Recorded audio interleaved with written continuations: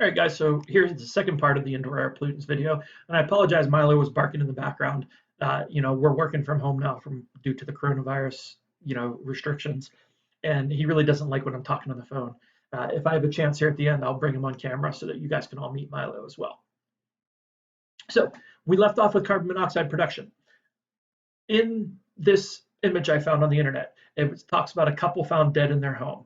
They were upstairs, they were sleeping, they ended up dying, and when the coroner came in and found them, he found that the car was in the garage and the ignition was on the on position. So they think that they left their car running in the garage. So pause the video for a second, figure out why they might have died. All right, so hopefully you're coming back to me now. Hopefully you talked yourself through the fact that that engine was burning in the garage. And as that engine's burning, it's not fully combusting all the hydrocarbons in the gasoline. Instead of it fully combusting and producing carbon dioxide, it produces carbon monoxide. That carbon monoxide, again, binds to the hemoglobin in their blood, blocks the oxygen from getting in. So now in this low hemoglobin site, there's carbon monoxide blocking the oxygen from being absorbed. They ended up basically suffocating. They died of asphyxiation, where you don't have enough oxygen coming into your body. So hopefully you guys were all able to get that. Now, another big problem we talked about was more economically developed versus less economically developed. So this would be what you see in an MEDC home, more economically developed. This is what you would see in a less economically developed home. So when we're cooking inside, this would be, we don't cook with these anymore. Some people that live off the grid still use wood-fired stoves, but now they're primarily for decoration. This one here is solely decorative. But you would put the wood in this part of the oven. You would burn that fire. As that fire is burning, it's producing heat, and you have these as sort of your burners for the stove. You pull these off, the fire is exposed to your pan, heats up your pan, and you can cook that way. This is what we used, prior to having natural gas brought in the homes. A lot of people used this as their type of cooking thing. You can see there's irons here, the iron clothes with. This was the main source of energy in their home prior to natural gas and coal being used. And you can see there's a stovepipe venting to the outside. Not only is that venting to the outside, but it's also drawing air in so the fire is burning efficiently and completely.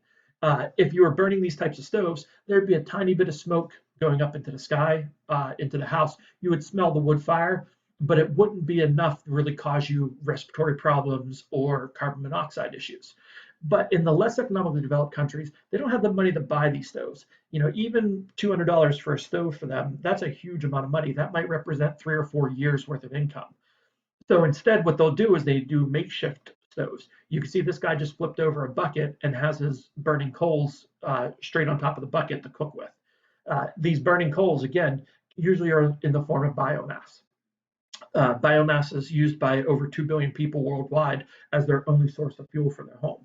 So that biomass could be animal dung that they've dried out. The cows or horses outside that they use on their farm, they poop, they dry the poop out, and they bring it inside and burn it. It sort of burns like charcoal.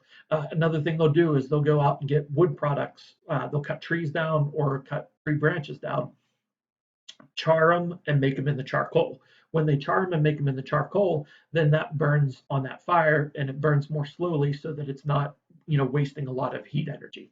The slower, more smoldery type of fires are better for them because it's a more steady, consistent, long-term source of heat.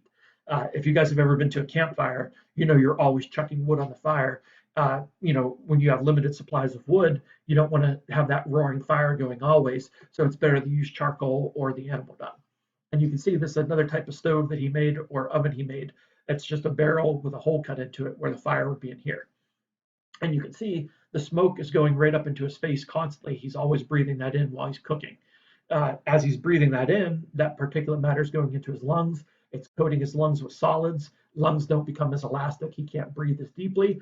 Once you can't breathe as deeply, you're not expelling all the moisture out of your lungs, and you have a higher risk of pneumonia. Not only a higher risk of pneumonia, but he's going to have more chances of asthma, bronchitis, all those breathing difficulties. So in addition to that, not only is he breathing in particulate matter, there's a huge amount of carbon monoxide being produced. If the house isn't vented and there's not windows or doors or things like that there, that carbon monoxide is going to go into his bloodstream and start to suffocate him. when we look at this type of thing, there's a lot of people that end up dying in their homes that use this type of burning. Luckily, and it's terrible to say this, but luckily in the poorer countries, their homes aren't as well sealed up as in the more economically developed countries.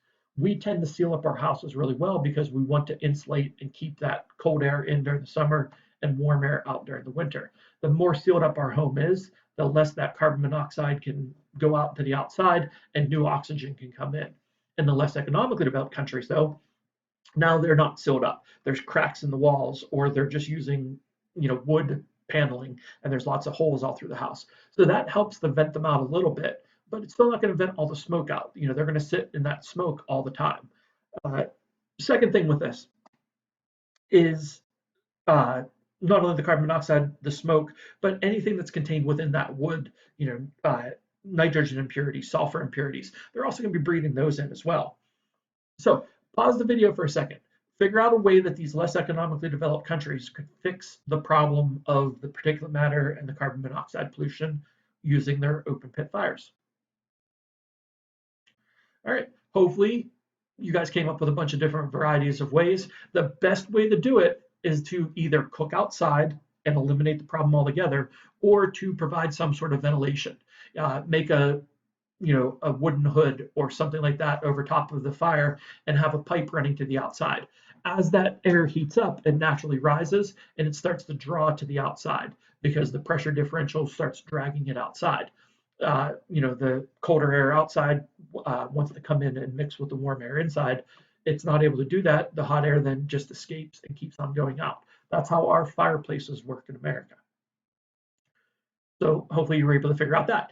If you came up with a different one that you want to check, feel free to email me and I'll see if your method was acceptable. Again, the AP exam in 2020 is going to be only free response questions. So not only do you need to have a way, but you need to be able to describe that way fully.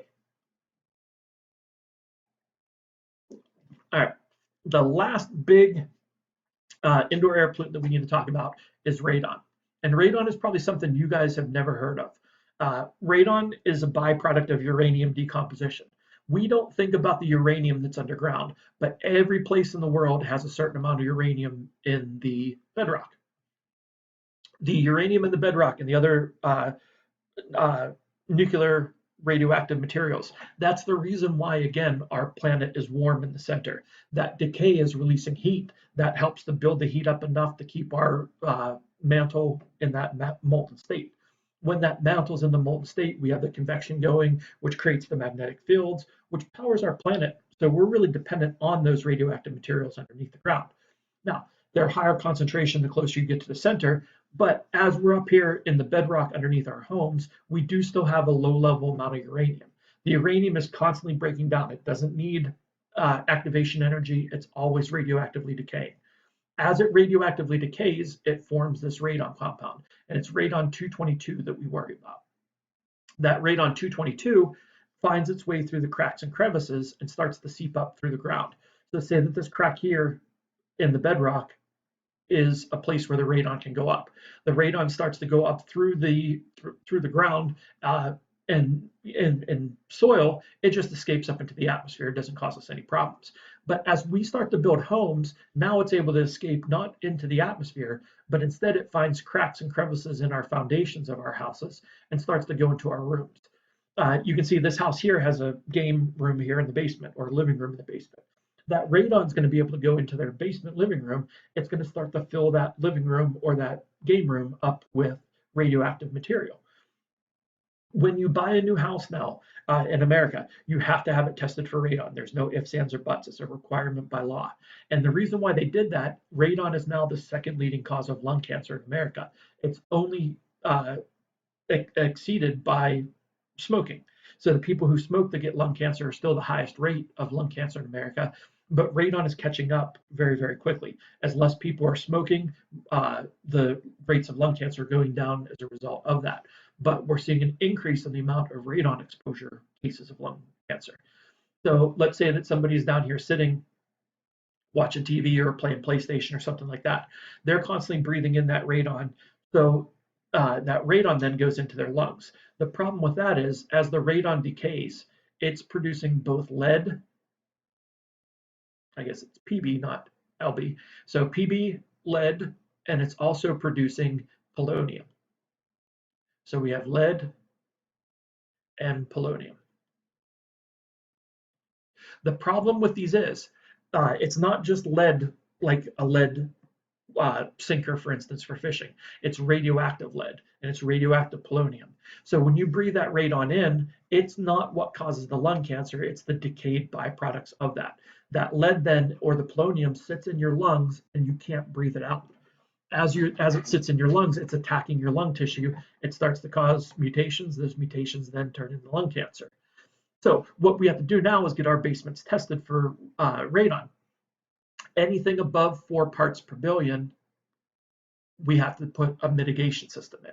So that mitigation system is going to vent that radon out into the atmosphere as it would if it was just going through the soil. The other way that radon can get in your house, again, cracks and crevices in the foundation, or say that you have a basement window close by to the surface, the radon can actually go out. Instead of going into the atmosphere, it ends up falling back down to the ground and going into your window. The other way is when people have wells. And if your well is exposed to the radon, that radon bubbles into the water, stays in the water, and then as we're going into our house and bring that water into the house, you go and take a shower or you use the sink in the basement to do laundry. Now that radon is going to start seeping into the home as well. We just bought our house a few months ago, and when we got it tested for radon, again, 4 parts per billion was the threshold. Anything above that, they suggest you get a mitigation system. Ours was almost 400 parts per billion. So the family that lived here before us had long-term exposure to this high levels of radon. We immediately got the mitigation system put in. It was like $1,000, which seems like a lot of money, but to prevent lung cancer, that's a drop in the bucket. That's a well spent $1,000.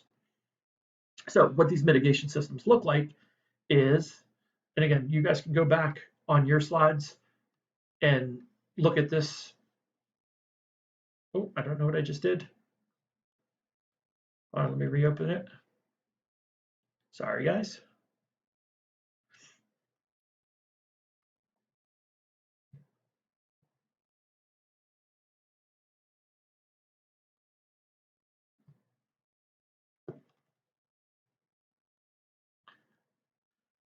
So these mitigation systems, you guys can go back to this slide here. Again, all these packets are on Moodle.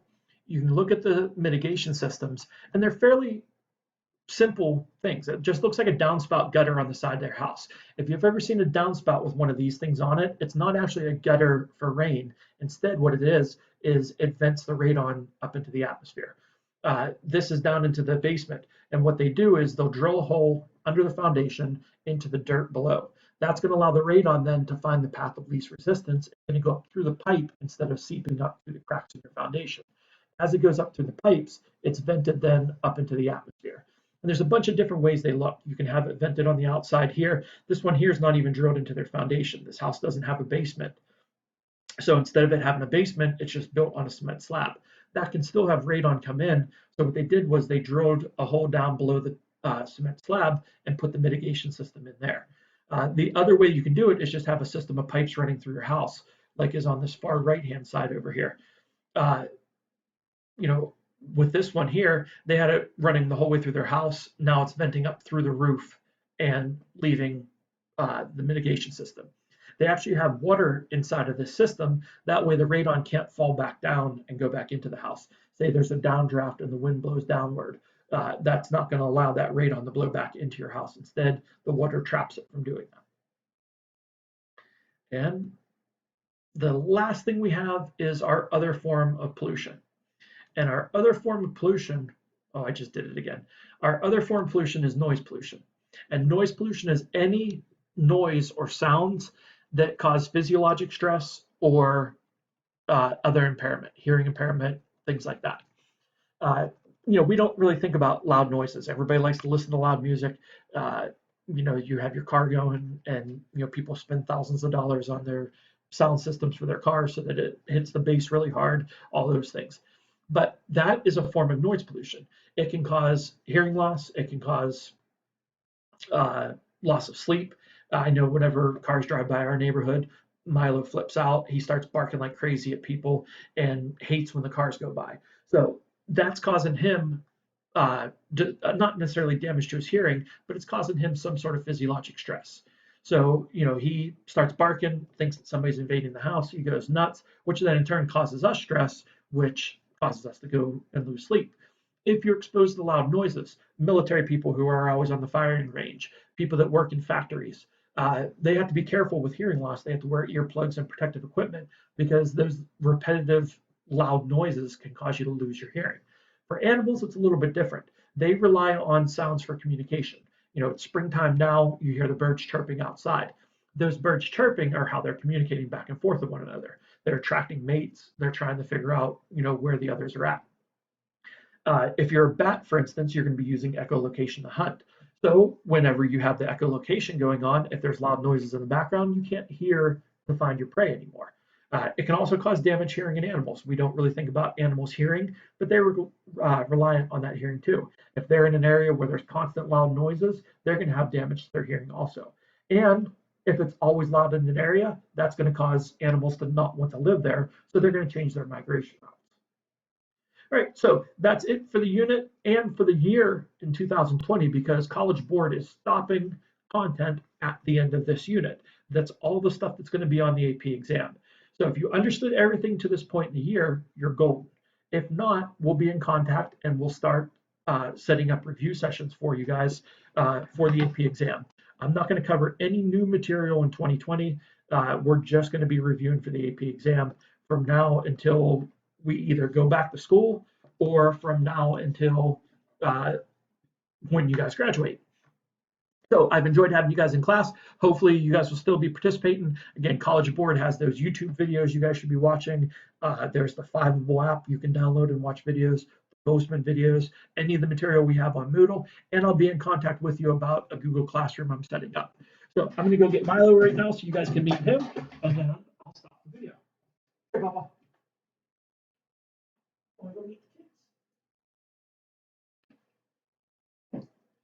So this is Milo the monster.